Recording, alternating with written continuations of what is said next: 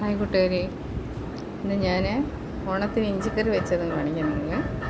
അതിനായിട്ട് ഒരു 1/4 കിലോ ചെറിയ ഉള്ളി നല്ലതായിട്ട് പൊളിച്ച് അരിഞ്ഞ് പച്ചമുളകും വട്ടത്തിൽ അരിഞ്ഞ് ചേർത്ത് നല്ലതായിട്ട് വഴറ്റിയെടുക്കണം. വെളിച്ചെണ്ണയിലാണ് ചെയ്യുന്നത്. കടുവിട്ട് പൊട്ടി ഉള്ളി അരിഞ്ഞ് വെച്ചിരിക്കുന്നത്. അതിന് നമ്മൾ ഇഞ്ചി പിന്നെ ഒരു 1/2 കിലോ ഇഞ്ചി ഉണ്ടായിരുന്നു. അത് നമ്മൾ 1/2 കിലോയിൽ 2-3 പീസ് മാറ്റിയിട്ട് ബാലൻസ് ഉള്ളതെല്ലാം നല്ലതായിട്ട് ചിരണ്ടി കഴുകി വെള്ളം തോന്നു കഴിയുമ്പോൾ റൗണ്ടായിട്ട് നൈസായിട്ട് കട്ട് ചെയ്തെടുത്തിട്ട് വെളിച്ചെണ്ണയ്ക്കകത്ത് ഫ്രൈ ചെയ്തെടുത്ത് നല്ലതായിട്ട് ഫ്രൈ ആകണം.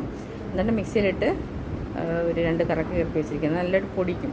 അപ്പോൾ നമുക്ക് ആ ഒരു ഇഞ്ചിയുടെ ആ ഒരു വലിയ ക്രാണമൊന്നും വലുതായിട്ട് വരത്തില്ല.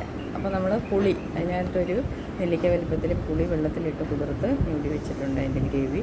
ഇപ്പം നമ്മൾ ആ ഉള്ളി നല്ലതായിട്ട് വഴണ്ട് വന്നു കഴിയുമ്പോൾ അതിലോട്ട് മഞ്ഞൾപ്പൊടി നല്ലതായിട്ടിട്ട് വഴറ്റി ഉള്ളിയൊക്കെ നല്ലതായിട്ട് വഴണം. കുറച്ചുകൂടെ ചെറുതായിട്ട് അരിയാമായിരുന്നു. അരിഞ്ഞാൽ കുറച്ചുകൂടെ നല്ല തരിയായിട്ടിരിക്കും. ഇതല്ലെങ്കിൽ ഒന്ന് മിക്സിയിൽ ഒന്ന് കറക്കിയാലും മതിയാവും. ഞാനിങ്ങനെ അങ്ങ് ചേർക്കുകയാണ്. അപ്പം നല്ലതായിട്ട് വഴണ്ട് വരുമ്പോൾ നമുക്ക് ഈ മിക്സിയിൽ ഫ്രൈ ചെയ്ത് ഇഞ്ചി പൊടിച്ച് വെച്ചിരിക്കുന്നത് അതിലോട്ട് ആഡ് ചെയ്യാം.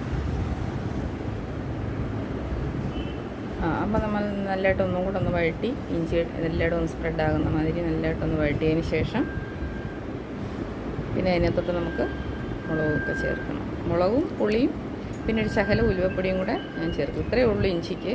ഇഞ്ചിക്കറിയുടെ ആ ഒരു ചെറിയ ചേരുവകളാണ്, പക്ഷേ അത് സദ്യയുടെ ഹൈലൈറ്റ് ഒരു ഇഞ്ചിക്കറി തന്നെയാണ്, ഇഞ്ചിപ്പുളി. അപ്പോൾ അതാ നമ്മുടെ കുറച്ച് കറിവേപ്പിലയും കൂടെ ഞാൻ അതിൻ്റെ കൂടെ ഇട്ട് നല്ലതായിട്ട് വഴറ്റിയെടുക്കുന്നുണ്ട്.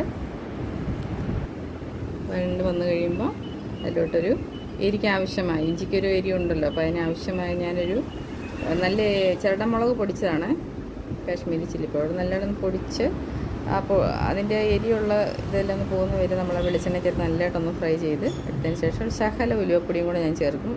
അമ്മയൊക്കെ അങ്ങനെ ചേർക്കുമായിരുന്നു, അതുകൊണ്ടാണ് ഇത്രയും ചേർത്ത് ശകല ഒരു ഉപ്പും കൂടെ ഒക്കെ ചേർത്ത് നല്ലതായിട്ടൊന്ന് മിക്സ് ചെയ്തിട്ട് നമുക്ക് പുളിവെള്ളം അങ്ങ് ചേർക്കാം. എന്നിട്ട് ചേർത്ത് കുറുകനെയാകുമ്പോൾ ഗ്യാസ് ഓഫ് ചെയ്താൽ മതി.